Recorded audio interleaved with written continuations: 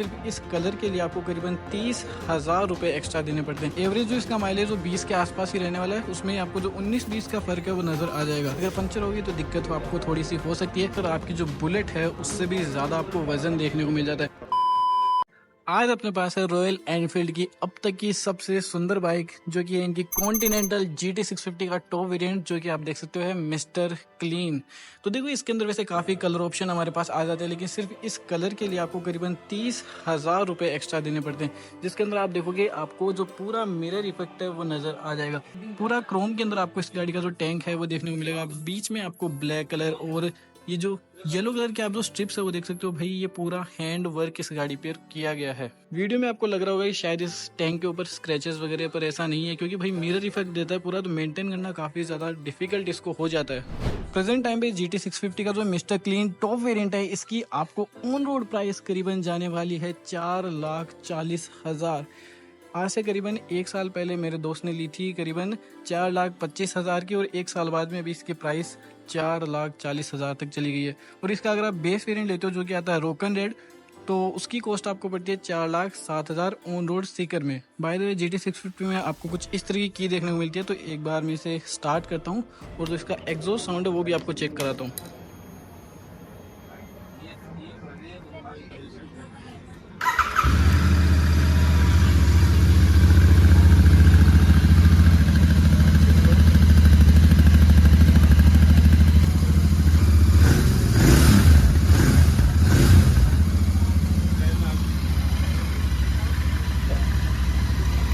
मे भी हो सकता है कुछ लोगों को GT 650 काफ़ी ज़्यादा नॉर्मल सी बाइक लगती हो, शायद उतनी नहीं लगती हो, लेकिन जैसे मैंने बताया 4,40,000 की ऑन रोड आती है आज के टाइम पे। करीबन आपको 33,000 रुपये तो इस कलर के लिए ही एक्स्ट्रा पे करने पड़ते हैं। बाकी इसके अंदर एलॉय का ऑप्शन भी आता है आपके पास 2 कलर के अंदर, जिसके अंदर आपको यहाँ पे एलॉय व्हील्स है वो देखने को मिल जाते हैं। अब एलॉय का फायदा ये होता है कि आपको वहाँ पे ट्यूबलेस टायर मिल जाते हैं, पर इस पर्टिकुलर स्पोक व्हील्स वाले वेरिएंट में आपको एलॉय व्हील्स नहीं मिलते।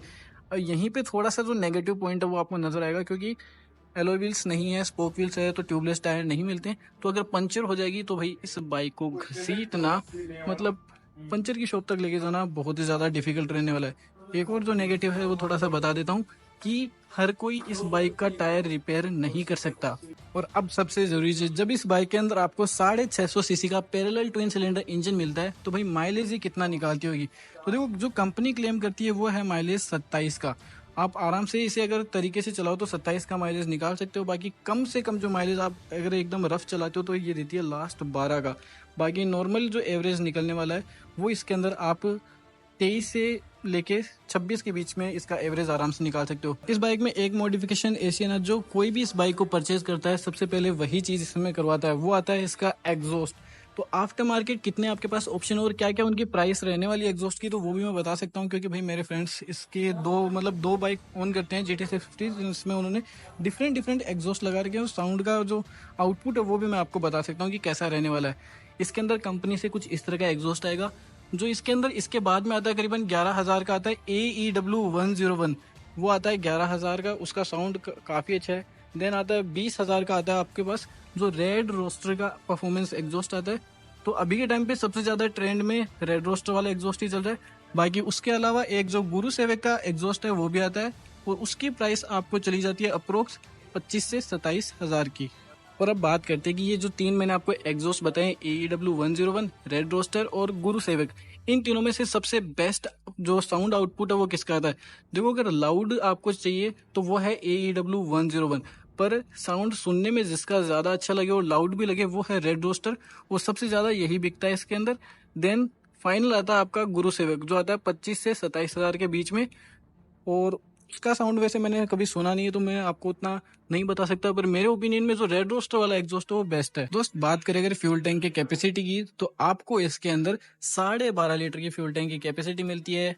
E20 का आपको सपोर्ट मिल जाता है। और माइलेज मैंने वैसे बताया जो कंपनी 27 का क्लेम करती है, लेकिन वो इससे निकाल पाना काफ़ी ज़्यादा मुश्किल है। एवरेज जो इसका माइलेज वो 20 के आसपास ही रहने वाला है, उसमें आपको जो 19-20 का फ़र्क है वो नज़र आ जाएगा। बाकी ये जो बार एंड मिरर्स आप देख रहे हो ये आपको अलग से परचेज करने पड़ेंगे। बाकी आपको यहाँ पे इसके जो ब्रेक लीवर्स हैं इन सभी को आप यहाँ से एडजस्ट कर सकते हो। क्लच को भी आप इजीली यहाँ पे एडजस्ट कर सकते हो। आपको इसके अंदर LED हेडलैम्प है वो देखने को मिल जाता है। पहले इसमें LED नहीं आता था, आज से 1 साल पहले मेरे दोस्त के पास दो GT650 है, दोनों में ही हेलोजन वाले हेडलैम्प है, पर अब इसके अंदर आपको LED वाले हेडलैम्प मिल जाते हैं जिनका थ्रो बहुत ही ज़्यादा ब्राइट है। बाकी सारी चीज़ें आपको हेलोजन टर्न इंडिकेटर वगैरह मिलेंगे। इसकी जो टेल लाइट का सेक्शन है वो भी आपको हेलोजन ही देखने को मिलने वाला है। बाकी नीचे की तरफ आपको प्लास्टिक का मड गार्ड मिलता है। काफ़ी लोग मतलब बाइक को लेते ही इसका जो ये मड गार्ड है वो हटा देते हैं, यहाँ पे नंबर प्लेट आ जाती है, फिर इसके लुक्स काफ़ी ज़्यादा इन्हेंस हो जाते हैं सच में। अगर आप ये बाइक खरीदने की सोच रहे हो तो शायद आपके दिमाग में काफ़ी सारी मॉडिफिकेशंस भी होगी, तो एक चीज़ आपको मैं थोड़ा सा सावधान करना चाहूँगा कि भाई देखो, कुछ ऐसी चीज़ें हैं जिनको छिड़वाने से मतलब छेड़ने के बाद में आपकी वारंटी वॉइड हो सकती है। एक तो सबके दिमाग में आता है कि मैं अपनी बाइक को लेते ही उसके अंदर कोड 6 उसे ट्यून करवाऊंगा, जहाँ पे जो परफॉर्मेंस और बाइक का जो साउंड वगैरह काफ़ी ज़्यादा इन्हेंस हो जाएगा। तो भाई उस सिचुएशन में डायरेक्ट आपकी जो वारंटी है वॉइड हो जाएगी। या फिर अगर आप लाइट वगैरह इसकी चेंज करवाते हो, अगर देखो कपलर टू कपलर सारा काम होता है तो कोई दिक्कत नहीं है, पर अगर आपने वायरिंग में कहीं भी कट वगैरह लगाया तो वारंटी वॉइड हो जाएगी। और आपने जो भी आफ्टर मार्केट बाइक में लाइट लगवाई है, इन फ्यूचर भले ही आपने कपलर टू कपलर काम करवाए हो, लेकिन उसकी वजह से अगर बाइक में कोई दिक्कत आती है या कोई चीज़ जल जाती है, तार वगैरह, या फिर कुछ भी डैमेज होता है बाइक में, तो देन आपकी जो वारंटी है वो अगेन यहाँ पे वॉइड हो जाएगी। और जिनको ये बाइक नॉर्मल लगती है उनके लिए बता दूं कि इसके अंदर आपकी जो बुलेट है उससे भी ज़्यादा आपको वजन देखने को मिल जाता है। रॉयल एनफील्ड की बुलेट के अंदर आपको 194 kg वेट देखने को मिलता है फुल फ्यूल टैंक के बाद में, लेकिन इसके अंदर आपको करीबन 214 किलो वजन मिलेगा फुल फ्यूल टैंक कराने के बाद में। तो देख सकते हो करीबन उससे 20 किलो इसके अंदर जो वजन है आपको ज़्यादा देखने को मिल जाता है। चलो इसका जो इग्निशन है वो मैं आपको एक बार चेकआउट करवाता हूँ। तो बाइक के अंदर आपको ड्यूअल चैनल ABS है वो देखने को मिल जाता है। आपको फ्रंट में करीबन 340 mm का डिस्क ब्रेक मिलता है, और रियर में भी आपको इसके अंदर जो डिस्क ब्रेक है वो देखने को मिल जाता है। बाकी इसके एग्जॉस्ट आप देखो कितने ज़्यादा वाइड आपको नज़र आएंगे। जो इग्निशन में आपको दिखाना चाहता हूँ उसके अंदर एक यूनिक चीज़ है वो बताता हूँ। सबसे पहले आप देखो यहाँ पे आपको हैजार्ड्स का ऑप्शन है वो मिल जाता है। अब यहाँ पे आपको हैजार्ड्स ब्लिंक करते नज़र आ रहे हैं, लेकिन अब मैं बाइक को ऑफ कर देता हूँ। अभी भी ये हैजार्ड्स आपको ब्लिंक करते नजर आएंगे। अब ये ऐसा नहीं है कि हर टाइम जलते रहेंगे, ये एक गुड बाय जेस्चर है। अब ये सिर्फ थोड़ी सी देर के लिए जलते रहेंगे, जैसे हम गाड़ी के अंदर भी देखते हैं, गाड़ी बंद करने के बाद में भी कई बार थोड़ी सी देर के लिए जो हेडलाइट है वो उसकी ऑन रहती है। रिसेंटली मैंने आपको इसका इंस्ट्रूमेंट क्लस्टर चेक करवाया, टर्न इंडिकेटर वगैरह बताया, लेकिन अब यहाँ देखो ये सारी चीज़ें आपको इसके अंदर मेटल की देखने को मिलती है। या आपको किल स्विच जो रोटेटर स्विच आता है, आपका हैजार्ड्स वाला बटन मिल जाता है।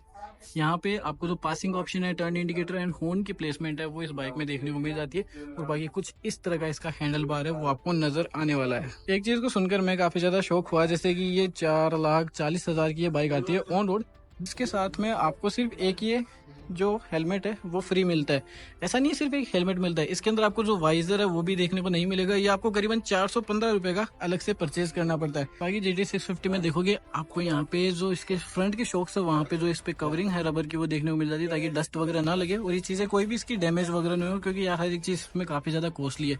आपको बाइबर के ब्रेक कैलिपर्स मिल जाते हैं, इतना बड़ा 340 mm का डिस्क ब्रेक मिलता है। ब्लैक कलर में इसके जो स्पोक व्हील्स है वो देखने को मिल जाते हैं। और टायर प्रोफाइल की अगर मैं बात करूँ तो टायर प्रोफाइल आपको मिलती है करीबन 190 और 18 इंच का जो व्हील साइज है वो इसमें दिया गया है। ऑब्वियसली अगर आप ये बाइक लोगे तो इसके अंदर आफ्टर मार्केट एग्जॉस्ट लगोगे। उससे रिलेटेड एक चीज़ बता देता हूँ, उसके अंदर यहाँ पे आपको जो DB किलर है वो देखने को मिल जाता है। काफ़ी लोगों को ऐसा लगता है कि अगर आप DB किलर हटा दोगे तो काफ़ी अच्छा साउंड आउटपुट आता है। हाँ, आप एकदम करेक्ट हो, हटा दोगे तो आ जाएगा साउंड आउटपुट।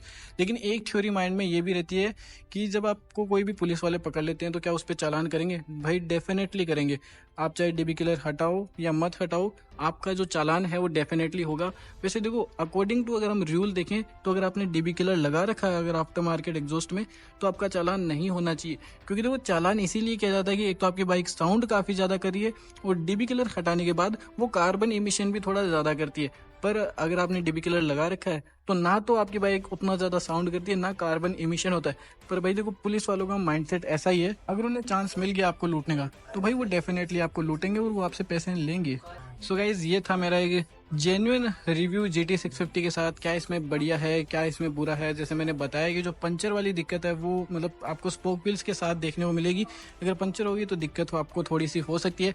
बाकी भाई देखो मैं बताऊँ, बाइक में भले ही लाख बुराइयाँ हो, लेकिन इस बाइक के जो लुक्स और इसकी जो पावर और परफॉर्मेंस है ना भाई, सारी चीजें भुला देती है। एट द एंड में इतना ही कहना चाहता हूँ कि अगर आप ये बाइक खरीदने का प्लान करें, आपके दिमाग में थोड़ा भी है कि मैं GT 650 लूँ या ना लूँ, तो भाई डेफिनेटली आंख बंद करके ले लो। दोस्त उम्मीद करता हूँ आपको वीडियो काफी ज्यादा अच्छी लगी। अगर आपको वीडियो अच्छी लगी तो मेक श्योर इसे लाइक एंड चैनल सब्सक्राइब करना मत भूलना। एंड वीडियो देखने के लिए आपका धन्यवाद।